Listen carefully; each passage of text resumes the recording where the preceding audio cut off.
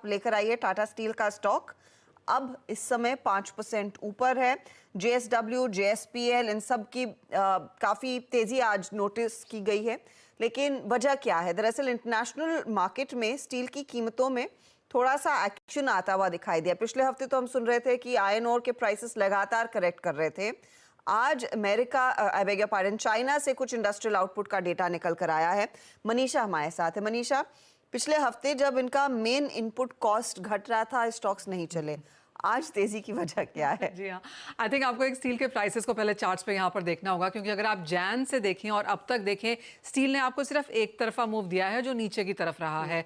अगर शुरुआत देखें इस साल की, तो हमने 3900 चाइनीज युआन भी यहाँ पर आता हुआ देखा था। इसके बाद यहाँ का लो बना 3450 के आसपास, अब 3500 पे चल रहा है, यानी कि लो से हल्की सी खरीदारी यहाँ पर देखने को मिली है। लेकिन अगर आप पिछला एक हफ्ता उठा के देखें तो स्टील के प्राइसेस अभी भी 4% कमजोर हैं। स्टील रिबार फ्यूचर इस साल में करीबन 11% की गिरावट के साथ कारोबार कर रहे हैं। लेकिन पिछला जो 2-3 सेशंस हैं, यहां पर कुछ स्टेबिलिटी देखने को मिली है और कुछ खरीदारी भी देखने को मिली है। तो कुछ अपॉर्चुनिटी बाइंग निचले स्तरों पर है, वो एक है। दूसरा ये कि आयरन ओर के प्राइसेस में और भी ज्यादा गिरावट है, क्योंकि इन्वेंट्रीज और स्टॉक्स चाइना के पास बहुत ज्यादा हैं। तो वो सेकंड फैक्टर है जो फिलहाल स्टील को सपोर्ट कर रहा है। और तीसरी बात यह है कि एक बहुत ही कैटेगराइजेशन हमने यहाँ पर मेटल्स में आता हुआ देखा। अगर आप नॉन फेरस मेटल्स देखें, जैसे कि कॉपर, एल्यूमिनियम, जिंक, निकल, यहां पर तेजी बरकरार है। फेरस मेटल्स जो कि स्टील और आयरन ओर होते हैं, गिरावट वहां ज्यादा देखने को मिली है, क्योंकि हाउसिंग प्रॉपर्टी सेक्टर जो चाइना में है वो वहां पर कमजोर रहा है। लेकिन जिस तरह की तेजी यहां पर नॉन फेरस में है, कॉपर की अगर बात की जाए तो 11 महीने के हाइज पर है, एल्यूमिनियम, जिंक, निकल भी मल्टी मंथ हाइज पे हैं, उसका भी कुछ फायदा हमने यहां पर होता हुआ देखा। तो जो हॉट मनी चेज कर रहा है नॉन फेरस को, उसका एक स्पिल ओवर इफेक्ट हमने फेरस में भी आता हुआ देखा, जिसका भी फायदा यहां पर मार्केट्स दिखा रही हैं।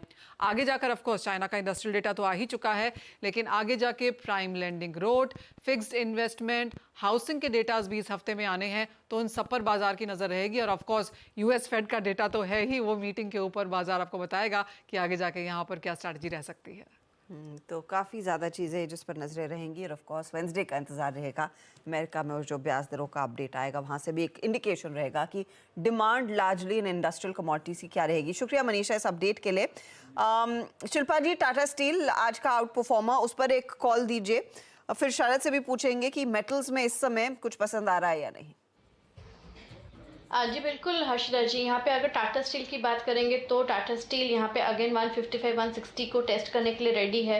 तो यहाँ पे अगर किसी को कोई ट्रेड लेना है, मुझे लगता है 150 का कॉल ऑप्शन आप इसमें पार्टिसिपेट कर सकते हैं, जो रफली 3 रुपये में ट्रेड कर रहा है। इसमें आप 1 रुपये का स्टॉप लॉस रखिए। मुझे लगता है एक हफ्ते में इसमें एक मूवमेंट आना ही चाहिए, जहाँ पे ये आपको टुवर्ड 7 से लेकर 9 के बीच ट्रेड करते हुए मिल सकता है। Okay, Tata steel, I mean इस आज के मेटल्स के मूव का leader Tata steel 149.35 huge violation हुआ है आज इसमें। इनफैक्ट मेरे स्क्रीन पे अभी भी इट्स टाटा स्टील, वेदांता, सारे के सारे डिस्कशन दोनों ग्रुप पे हुआ, फेरस नॉन फेरस पे स्ट्रॉन्ग मूव देते हुए। एक दो स्टॉक और आपके स्क्रीन पे देता हूँ जहाँ पे मूव आ रहे हैं, वाइल्ड स्विंग आ रहे हैं। एक SRF में बहुत क्लियर कट ब्रेकआउट है, बट मैं इसको बाद में आई थिंक कोट करूँगा। लेकिन अभी इस बीच एक्सिस सिक्योरिटी से राजेश पालवे जुड़ चुके हैं। Rajesh ji, good afternoon. आपका कन्विशन आइडिया क्या है इस वक्त, क्या चीज कर रहे हैं आप स्टॉक्स में? गुड आफ्टरनून वीरेन जी। तो देखिए, मेटल में ही फोकस है और हमें लगता है कि वेदांत यहाँ पे एक अच्छा पोजीशन है। जिस तरीके से स्टॉक में करेक्शन के बाद स्टॉक में लोअर साइड पे 100 डे मूविंग एवरेज के आसपास से सपोर्ट लेके स्टॉक में जो पुल बैक बना है, हमें लगता है ये मोमेंटम फर्दर एक्सटेंड होते हुए दिख सकता है। ये स्टॉक के अपसाइड के टारगेट हम एक्सपेक्ट कर रहे हैं जो आ सकते हैं करीब 278 से लेकर 282 की तरफ स्टॉक में मोमेंटम बनते हुए दिख सकता है। यहाँ पे करंट लेवल से जो स्टॉप लॉस रखना होगा वो होगा करीब 267 के आसपास। आज के सेशन में देखें तो लॉन्ग बिल्टअप भी यहाँ पे बनते हुए दिख रहा है। और स्टॉक में हमें लग रहा है जिस तरीके से थर्ड कंसेक्यूटिव डे है, स्टॉक एक हायर हाई लो फॉर्मेशन बना रहा है, तो कहीं ना कहीं यहाँ पे एक सस्टेन बाइंग विजिबल है। तो वेदांत पे बाय करने की सलाह है 278-282 के टारगेट। शरद, आपकी अप्रोच क्या रहेगी मेटल्स पे?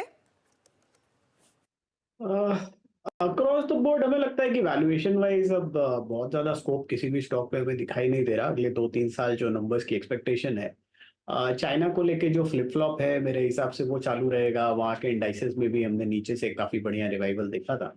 बट अभी भी मुझे लगता है कि जिन वैल्यूएशन पे स्टॉक्स अवेलेबल हैं, थोड़ा बहुत मोमेंटम हो सकता है, कुछ कमोडिटीज में आया है पिछले 2-3 हफ्तों में। बट अभी भी मुझे लगता है कि इन प्राइसेस को सस्टेन करना मुश्किल होगा, जैसे डिमांड फ्लिप फ्लॉप चाइना में हो रही है। तो और वैल्यूएशन कंफर्ट भी लेवल्स पे मुझे तो किसी भी मेटल स्टॉक में दिखाई नहीं देता, तो मैं फिलहाल अवॉइड ही करने की सलाह दूंगा। ओके, तो फंडामेंटली आपको ज़्यादा कुछ शायद पसंद ना आए हो, लेकिन टेक्निकली अपॉर्चुनिटीज़ यहाँ पर फिर बनती हुई दिखाई दे रही है। दोस्तों, अगर आप शेयर मार्केट या फिर म्यूचुअल फंड में इन्वेस्टमेंट करना चाहते हैं या फिर आप इंट्राडे ट्रेडिंग या फिर ऑप्शन ट्रेडिंग करना चाहते हैं तो अपस्टॉक्स ऐप आपके लिए बेहतरीन रहेगा। इस ऐप जो कि रतन टाटा के द्वारा फंडिंग है, इस ऐप में ऐसा फीचर्स मिलता है जो कि एडवांस फीचर मिलता है जो कि आपको इंट्राडे या फिर ऑप्शन ट्रेडिंग में फायदा रहेगा। इसके साथ आप किसी को रेफर करते हो तो पर रेफर आपको 100 से लेकर 1000 रुपीज मिल सकता है। इस वीडियो का डिस्क्रिप्शन में इसका लिंक है, आप डाउनलोड कर सकते हैं। अपस्टॉक्स ऐप एंड आप इंट्राडे या फिर ऑप्शन ट्रेडिंग कर सकते हैं।